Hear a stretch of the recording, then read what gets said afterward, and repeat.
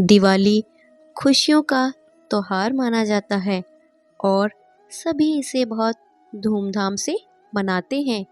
इसी के साथ साथ दिवाली के एक दिन बाद गोवर्धन पूजा का पर्व मनाया जाता है। आखिर यह सवाल उठता है कि दिवाली के एक दिन बाद ही क्यों गोवर्धन पूजा का पर्व मनाया जाता है। चलिए दोस्तों, जानते हैं गोवर्धन पूजा के पीछे की कहानी। माना जाता है वृंदावन में ब्रज में जब माता यशोदा इंद्रदेव की पूजा की तैयारी कर रही थी, तब भगवान श्री कृष्ण ने उनसे एक सवाल किया था, जिसमें उन्होंने पूछा था कि भगवान इंद्र की पूजा क्यों की जाती है। तब माता यशोदा ने उन्हें बताया था कि हम इंद्रदेव की पूजा इसलिए करते हैं ताकि इंद्रदेव वर्षा करें और ब्रज में फसल अच्छी हो।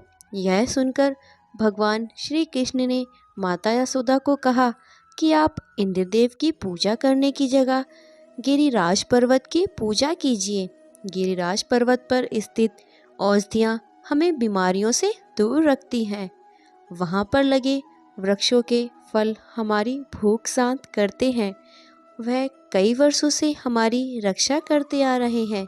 इसलिए भगवान इंद्रदेव की पूजा अर्चना की जगह हमें गिरिराज पर्वत की पूजा करनी चाहिए, क्योंकि वर्षा के लिए हमें इंद्रदेव की अर्चना की ज़रूरत नहीं है। यह इंद्रदेव का कार्य है जो उन्हें करना होगा।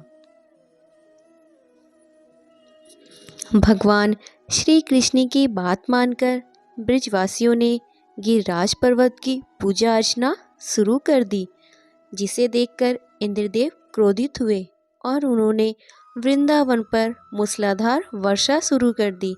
इसके बाद भगवान श्री कृष्ण ने अपनी सबसे छोटी उंगली पर ब्रजवासियों की रक्षा हेतु गोवर्धन पर्वत को उठा लिया और लगातार 7 दिन तक इंद्रदेव के प्रकोप से ब्रजवासियों की रक्षा करने श्री कृष्ण गोवर्धन पर्वत को अपनी सबसे छोटी उंगली रखी।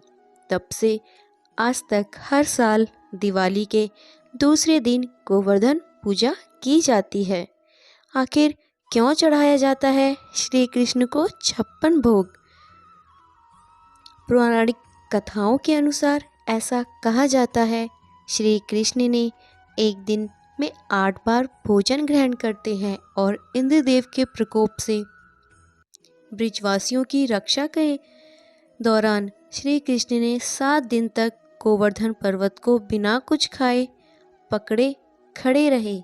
जिसके बाद इंद्रदेव को यह एहसास हो गया कि श्री कृष्ण कोई और नहीं, स्वयं नारायण के अवतार हैं।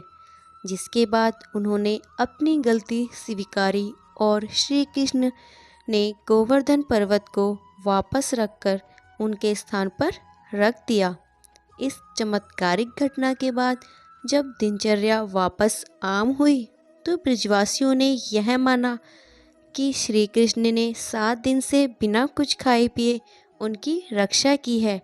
तो प्रेम और स्नेह में उन्होंने श्री कृष्ण को 56 भोग बनाकर खिलाए। तब से लेकर आज तक जन्माष्टमी के अवसर पर भी श्री कृष्ण को 56 भोग बनाकर खिलाया जाता है। गाय के गोबर से बनता है गोवर्धन। गोवर्धन पर्व के दिन लोग अपने घर में गाय के गोबर से श्री कृष्ण के गोवर्धन स्वरूप का निर्माण करते हैं और इसी विधि विधान से पूजा पाठ करते हैं। साथ ही गोवर्धन भगवान को अन्नकूट का भोग भी लगाया जाता है। गाय के गोबर से श्री कृष्ण का स्वरूप का निर्माण करने का एक अलग ही महत्व है। श्री कृष्ण को था गायों से प्यार। गाय श्री कृष्ण को काफ़ी प्यारी थी और गाय का जो गोबर होता है वह काफ़ी पवित्र और शुद्ध माना जाता है। ऐसे में पूजा पाठ के किसी भी कार्यक्रम में सिर्फ गाय के गोबर से बनी सामग्री का ही प्रयोग किया जाता है। वहीं दूसरी तरफ गाय के गोबर से बनी हुई सामग्री का प्रयोग करने और गोवर्धन का निर्माण करने से घर में सकारात्मक ऊर्जा का प्रभाव होता है और नकारात्मक ऊर्जा खत्म होती है।